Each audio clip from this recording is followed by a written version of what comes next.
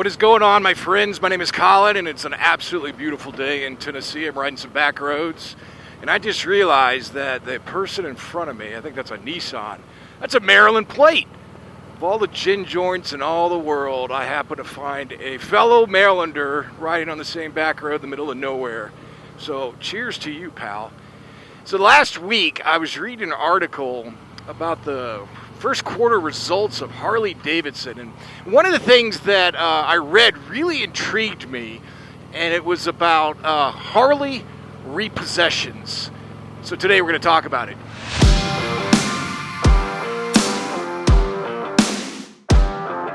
With this earnings report, Harley talked about, their key areas.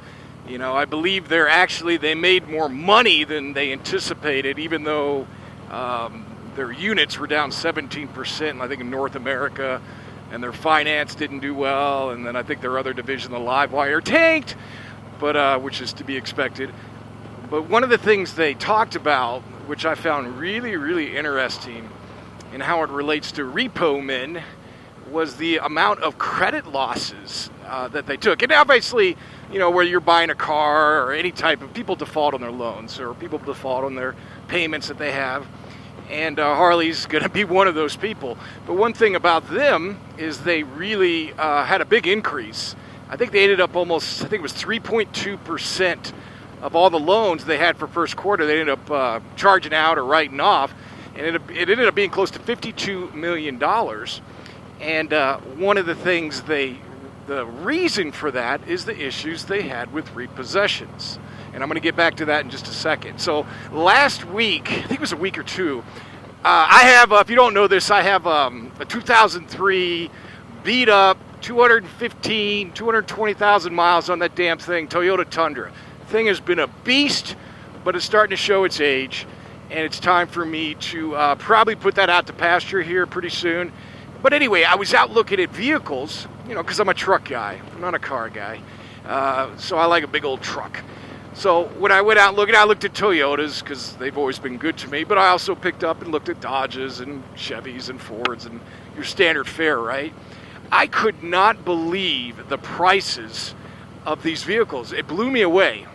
I mean, I'm looking at, I like a nice truck, but I don't want to freaking drop $70,000 to $75,000 on a vehicle. Coupled with that, I couldn't believe this. The auto rates now. So, I think it was last year, the average was around, 4.5%. And now your average is closer to 7 to 7.5%. So that is a huge, significant jump. And even, I don't think the rates have been that high since the original recession or the last recession, which was in 2008, when they were up in that 7.5% range.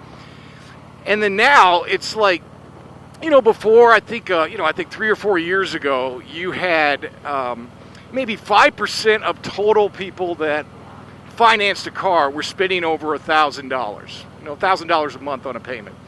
And now, within a couple years, that has shot up to almost 17 to 18% of people that are actually paying over $1,000. I don't know about you, but I don't want a $1,000 payment. And the reason I'm bringing all this up is obviously now, with the rates being the way they are, and then the cost of these products are going up as well. And Harley is not excluded from that. My bike, this one is a 2017, it's almost I think it's either 5,000 or 6,000 more within, 5-6 years. It's gone up that much. And it's pretty much the same bike. It's instead of a 107, it's a 114, but otherwise it's pretty identical to what this thing is. Of course, it has a better GPS. This thing sucks. Stop whining, Colin. Time to move on. Anyway, so now you're getting a lot more people that are defaulting on loans. So the increase in, auto loan defaults, even motorcycle defaults, you're seeing that, and that's what Harley represented last, in that quarter report. They had, like I said, 3.2 and almost 52 million, or a little over $52 million that they lost. Problem is, and the reason they suspect, and Harley is actually saying this, the reason they're not, or they had more, is they're having a hard time repossessing motorcycles. And there's a couple reasons for this. So the main reason is they don't have the staff. They are struggling to find people to do motorcycle repossessions. Pre-pandemic level, there was a big boom. It's sad, but there was a lot of people doing repos. And then all of a sudden, once the pandemic hit, the kind of bottom dropped out because, I don't know if you guys remember this little thing called the, stimulus, when a bunch of people got free money and then they started paying bills off. Well, that went away.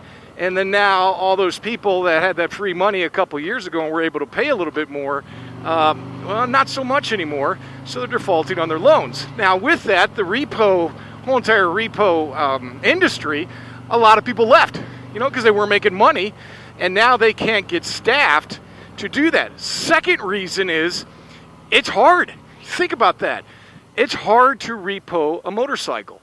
And, now every state's different. I know there's different laws, but most of them, you can't just go in and break a law to get the motorcycle. In other words, you can't go into somebody's garage when they're home, open it, pick a lock, and get on the bike and take it. Nah, it's not going to happen. Then you could have somebody like shoot you, which honestly, think about this. Harley owners in general, and I'm not just saying Harley, but most motorcycle owners keep their bikes where? In the garage, right? So it's much harder to actually repo a motorcycle. And honestly, most guys, and I'm not trying to, well, I guess I am trying to make a stereotypical assumption here, but most Harley guys, are probably pro-gun, right? Most of them are, it's kind of like a different breed. I would not want to mess with some Harley guys that, if you go to their house and you try to steal it, you're going to get your ass kicked or you're going to get shot. So that's the second reason. Third reason, it's still very difficult to actually repo a motorcycle.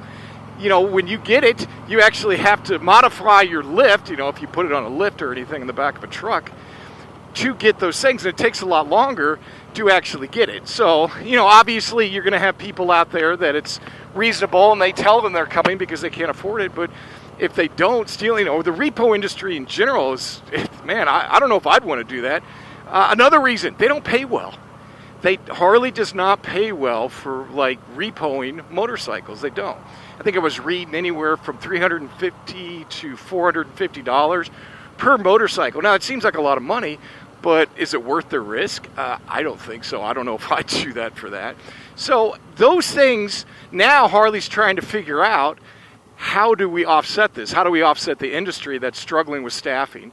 So, Harley's come out with saying they're putting their minds together to come up with some ideas. Some things I've heard is the actual dealers, some of the dealers are employing their own employees at the dealership to do repos. And I don't know how that's going to work out, but Harley in general is struggling with those credit losses, and I'm kind of interested to see how they're going to handle it. I'm kind of interested to see their plan for it. So give me your thoughts. What do you think about the discussion today? What do you think about all the crazy interest rates that we're dealing with, the auto loans?